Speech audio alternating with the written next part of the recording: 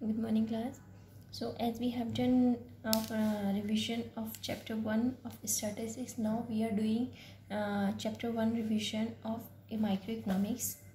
Okay, so this is your first chapter, and this chapter will include in your unit first examination.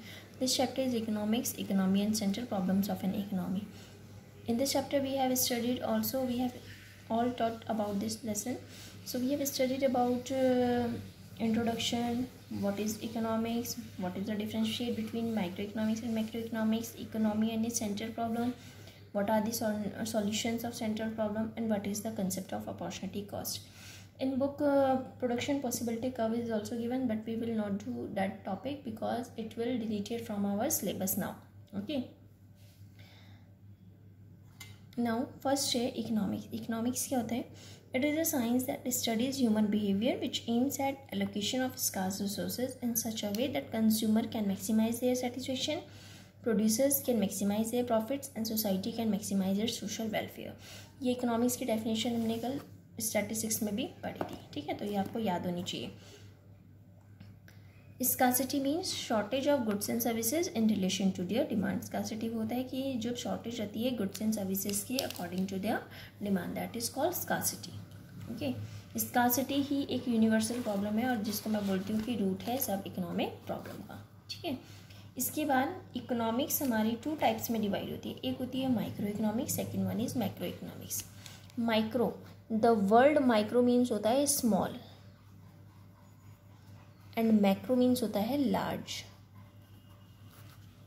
ठीक है? So micro मतलब छोटा, तो यानी कि it studies individual economic unit, और मैक्रो क्या करता है? It studies aggregate. एग्रीगेट मतलब टोटल इकोनॉमिक यूनिट को स्टडी करता है. माइक्रो इकोनॉमिक्स में it deals with determination of price and output in individual market. Individual market में प्राइस और आउटपुट का डिटर्मिनेशन के साथ में डील करता है. And it deals with determination of price, general level and output in the economy. पूरी economy को लेके चलता है माइक्रो. इसमें क्या है? सेंट्रल प्रॉब्लम्स जो होती हैं वो प्राइस डिटर्मिनेशन है और एलोकेशन ऑफ रिसोर्सेज है. इसमें क्या है? इस central problem is determination of level of income and employment because it studies aggregate. Okay, so next point is individual demand, individual supply, consumer equilibrium, producer equilibrium, product pricing, freight pricing etc. इसके क्या है? Examples हैं, ठीक है ना?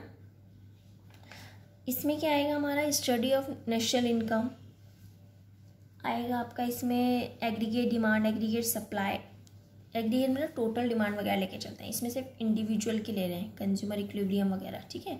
तो ये difference है हमारा माइक्रो में और मैक्रो में. You have to study about it. इसके बाद आता है हमारा इकोनॉमी और उसकी सेंट्रल प्रॉब्लम्स क्या होती है. इकोनॉमी मतलब क्या होता है? Economy refers to a system spread over a particular area that reveals the nature and level of economic activities in that area. Economy मतलब इकोनॉमी जो है एक वाइडली कंसेप्ट यूज़ किया जाता है इकोनॉमिक्स में. इसका मतलब नेचर और लेवल जो होता है इकोनॉमिक्स एरिया में, चाहे वो विलेज हो, सिटी हो, डिस्ट्रिक्ट हो, स्टेट हो या कंट्री हो, as a whole economic activities जहाँ पे होती हैं उसको इकोनॉमी बोलते हैं. जैसे कि इकोनॉमिक एक्टिविटीज़ में क्या आती हैं? आपकी production, consumption, investment and exchange, ठीक है? So this is an economy, ठीक है? तो इकोनॉमी क्या है? It is the definition of economy. Economy की 3 प्रॉब्लम्स होती हैं. मेन जो हमारी इकोनॉमी है उसमें 3 प्रॉब्लम अराइज होती हैं. एक होती है व्हाट टू प्रोड्यूस, second है how to produce, for whom to produce. These are the central problems of the economy. Okay, so come to the central problems of an economy. Central problems of an economy, there are 3 central problems of an economy. सबसे पहले आता है what to produce. अगर suppose मैंने आपको बोला कि production करना है तो सबसे पहले आपके क्वेश्चन माइंड में क्या आएगा कि मैंने क्या प्रोड्यूस करूँ. That is what to produce. आपने डिसाइड कर लिया कि ठीक है मुझे इसका प्रोडक्शन करना है.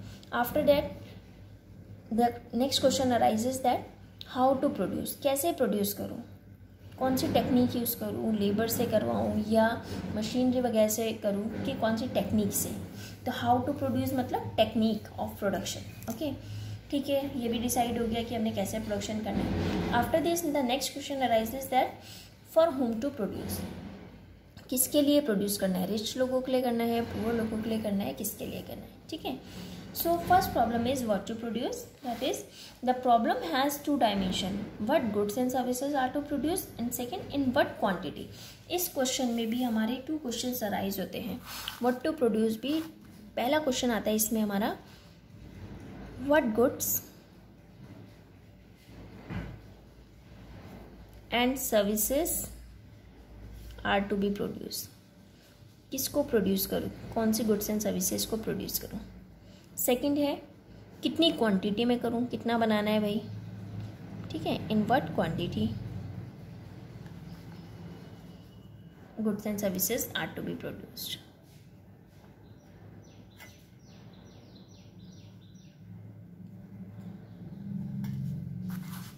ठीक है. The first central problem of an economy is decide what goods and services needs to be produced and also quantity of production. It involves the allocation of resources. ठीक है. It cannot be an either or choice because both consumer and capital goods are of significance. Consumer goods और capital goods दोनों की significance होती है. Consumer goods ज़रूरी होते हैं कि हमें अपनी लाइफ को क्वालिटी को अगर प्रमोट करना है, और capital goods ज़रूरी हैं अगर हमने प्रोडक्शन कैपेसिटी बढ़ानी है. ठीक है, तो दोनों ही जरूरी है. Decision is based on preference and priorities of society. ये डिसीजंस किस पे बेस होते हैं कि हमारी सोसाइटी की प्रेफरेंस क्या है और प्रायोरिटी क्या है, किसको सोसाइटी ज़्यादा प्रायोरिटी दे रहे हैं, ज़्यादा प्रेफरेंस किस चीज़ की है. Higher priority on capital goods implies fewer consumer goods now and more in the future. Higher priority जो होते हैं कैपिटल गुड्स का, वो कंज्यूमर को नई और ज़्यादा फ्यूचर के लिए क्या करता है कि अभी भी ज़्यादा चाहिए, और जितनी ज़्यादा कैपिटल गुड्स की प्रायोरिटी होती है तो इसका मतलब fewer consumer goods and new more and the future. Okay, next आता है हाउ टू प्रोड्यूस. ठीक है, हमने डिसाइड हो गया कि कैसे कितनी क्वांटिटी में करना है, कितने गुड्स प्रोड्यूस करने हैं. After this how to produce. So our second problem is how to produce. The economic central problem second is how to produce. कैसे प्रोड्यूस करें. How to produce मतलब होता है it refers to technique of production. ठीक है, it refers to technique. अगर आपको बोलेंगे explain technique of production, that is how to produce, you have to explain. ठीक है. The second central problem of the economy is to decide how to produce these goods. First, one needs to decide the nature and quantity. After that, one has to decide the technique or the methods of producing these goods. It depends upon the availability of resources within the economy. कि कितने resources हमारे available हैं economy के अंदर. Choice of technique and methods of producing goods must bring an efficient allocation of resources. It must also bring the overall productivity in the economy. There are two types of labor production, that is labor intensive methods. It implies greater use of labor. Labor intensive और capital intensive आती है. labor मतलब जिसमें ज़्यादा हम labor का use करते हैं, capital का कम करते हैं. capital intensive मतलब greater use of capital than labor. ठीक है, तो ये चीज़ हमारी टेक्निक ऑफ प्रोडक्शन में आती है. आफ्टर दैट, ठीक है, हमने टेक्निक यूज़ करने के बाद हमारे नेक्स्ट आता है फॉर होम टू प्रोड्यूस. किसके लिए प्रोड्यूस करनी है. थर्ड सेंट्रल प्रॉब्लम जो हमारी आती है कि किसके लिए हमने प्रोड्यूस करनी है. So it has two aspects. इसमें टू एस्पेक्ट्स होते हैं हमारे. इसके भी दो एस्पेक्ट्स हैं. एक होता है हमारा पहला फैक्टर फर्स्ट है factorial distribution of income.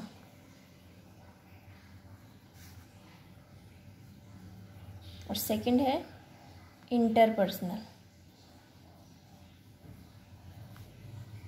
Distribution of income. Factorial distribution जो होता है वो किससे रिलेट करता है.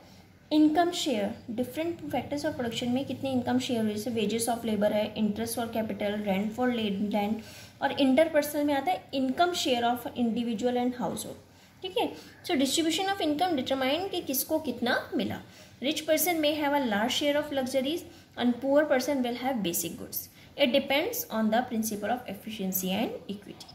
ठीक है, इसके बाद हमारा नेक्स्ट आता है सॉल्यूशन. ठीक है, सेंट्रल प्रॉब्लम ये थी, तो इसके सॉल्यूशंस क्या निकले. आपको पता है कि हमारी इकोनॉमी 3 टाइप्स में डिवाइड है. Market economy, centrally planned economy and next one आती है हमारी मिक्स्ड इकोनॉमी. तो आपको इसका डिफ्रेंशिएट भी आ सकता है कि इसको एक्सप्लेन करो. सो मार्केट इकोनॉमी क्या होती है? मार्केट इकोनॉमी एक फ्री इकोनॉमी है। It means that producers are free. Market में क्या, मार्केट को इकोनॉमी को हम फ्री इकोनॉमी भी बोलते हैं, इसको फ्री इकोनॉमी भी इसका नाम है। तो इसमें क्या होता है, प्रोड्यूसर्स फ्री हैं कि उनकी मर्जी है, चाहे वो जितना मर्जी प्रोडक्शन करें, कितनी क्वांटिटी में करें, दे आर फ्री। ठीक है, व्हाट इज, कितना प्रोड्यूस करना है, किसके लिए प्रोड्यूस करना है, इसमें ये सब प्रोड्यूसर पर डिपेंड करता है। किस बेसिस पे वो अपना डिसीजन देते हैं? It is on the basis of supply and demand forces, कि कितनी मार्केट में सप्लाई और कितना डिमांड है, उसके अकॉर्डिंग प्रोड्यूसर जो है प्रोडक्शन करते हैं। ठीक है, तो व्हाट टू प्रोड्यूस में क्या करते हैं? Producer will produce those good which are more in demand. सबसे पहले कि व्हाट टू प्रोड्यूस प्रॉब्लम थी, तो उसमें उसने प्रोड्यूसर क्या करते हैं कि जिन चीज़ों की ज़्यादा डिमांड है उसको प्रोड्यूस करते हैं, और जिन चीज़ों की कम रहता है तो उनको कम कर देते हैं। Such goods offer high price and high profit. इससे क्या होता है, उनको हाई प्राइस मिलता है, जो भी रेट लगाते हैं वो रेट मिलता है, और हाई प्रॉफिट मिलता है। हाउ टू प्रोड्यूस मतलब प्रोड्यूसर्स वो इनपुट्स यूज़ करते हैं भाई जिनका उनका एक तो जितना कम खर्चा है वो वाले प्रोडक्शन के लिए यूज़ करते हैं, सो दैट देयर प्रॉफिट, जिससे ताकि उनको प्रॉफिट ज़्यादा हो। Next, for whom to produce में क्या करते हैं? फ्री इकोनॉमी में प्रोड्यूसर्स जो है प्रोड्यूस करते हैं गुड्स उन लोगों के लिए जो उनको ज़्यादा पैसा देगा। ठीक है, प्रोडक्शन वो ऐसे नहीं है कि भाई जो उनको कम पैसे दे तो घाटे में थोड़ा ना वो चीज़ अपनी बेचेंगे, उनके लिए करते हैं कि जो उनको ज़्यादा पैसा देगा, यानी कि रिच लोगों के लिए प्रोड्यूसर्स वो करते हैं। Poor sections of the society are often ignore, उनको ज़्यादा इग्नोर किया जाता है। It causes the problem of economic divide. ठीक है, तो इससे इकोनॉमिक डिवाइड हुई है। तो ये 3 तरह की इक्वेशन पढ़ी हमने मार्केट इकोनॉमी के अंदर। ठीक है, देखो यहाँ पे मैंने लिखी भी है, what to produce, how to produce and for whom to produce.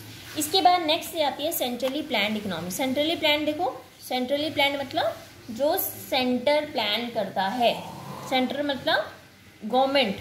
ठीक है, तो ये सेंट्रली प्लान में जो डिसीजंस हैं what, how and home produce के, वो कौन लेता है? कोई सेंट्रल अथॉरिटी लेती है गवर्नमेंट की, are taken by some central authority of the government. सारे डिसीजंस जो हैं लिए जाते हैं भाई, जो गवर्नमेंट की कोई सेंट्रल अथॉरिटी लेती है कोई डिसीजन, तो वो अपना प्रॉफिट तो देखें, वो क्या देखें? सोशल वेलफेयर, लोगों की भलाई के लिए देख के लिए जाते हैं। ठीक है, unlike the market economy profit maximisation is not. Market economy में जैसे था कि प्रॉफिट मैक्सिमाइजेशन को ज़्यादा फोकस किया जाता है, इसमें ऐसा नहीं होता। ठीक है, इसमें सोशल वेलफेयर होता है। इसमें वो गुड्स और सर्विसेज प्रोड्यूस होती हैं जो कि ज़्यादा सोसाइटी के लिए यूजफुल है। ठीक है, नेक्स्ट आता है हमारा मिक्स्ड इकोनॉमी। मिक्स्ड मतलब दोनों का मिक्स। इसमें डिसीजंस या तो प्रोड्यूसर ले लेगा या फिर सेंट्रल अथॉरिटी रहती है, दोनों को हक होता है। Mixed economy shares the merits of market economy as well as centrally planned economy. Decisions regarding what, how and for whom to produce are taken on the basis of market forces as well as the social sensitivity. Market के उससे भी देख लिए जाते हैं और social welfare को, दोनों को ध्यान में रख के डिसीजंस लिए जाते हैं। In certain areas of production producers are, कुछ एरियाज में ऐसा होता है कि प्रोड्यूसर्स अपने डिसीजन देते हैं और कुछ एरिया में ऐसा होता है कि डिसीजंस लिए जाते हैं सेंट्रल अथॉरिटी के द्वारा। ठीक है, तो ये इसके सॉल्यूशंस हो गए। These are solutions of the central problems of an economy. इसके बाद हमारा पीपीसी था, जो पीपीसी था वो देखो कट हो गया, ये आपके सिलेबस में नहीं है। ठीक है, तो you don't need to study about it. Now concept of opportunity cost. Opportunity cost मतलब क्या होता है? Opportunity cost is the cost of availing one opportunity in terms of the loss of the other opportunity. इसका मतलब value of factor in its next best alternative use. ठीक है, तो ये हमारी अपॉर्चुनिटी कॉस्ट होती है।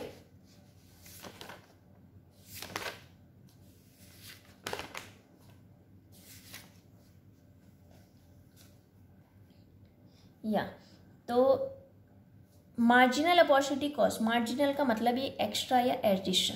It refers to additional opportunity cost when a unit more of good X is produced by withdrawing some resources from the production of good Y.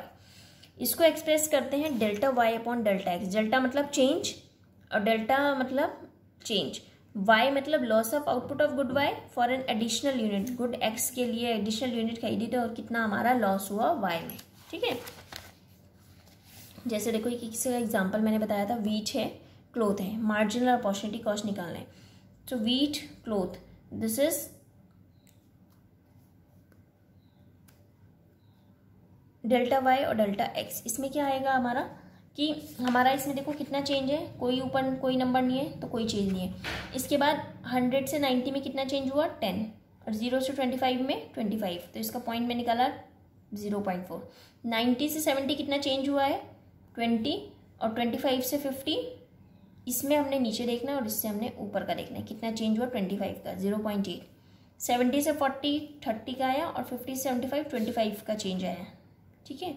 40 से 10 30 and this is 10 से 3। ये हमारी अपॉर्चुनिटी कॉस्ट है, marginal opportunity cost. इसको अगर हमने उसमें curve में शो करेंगे so it will be look like this, ठीक है।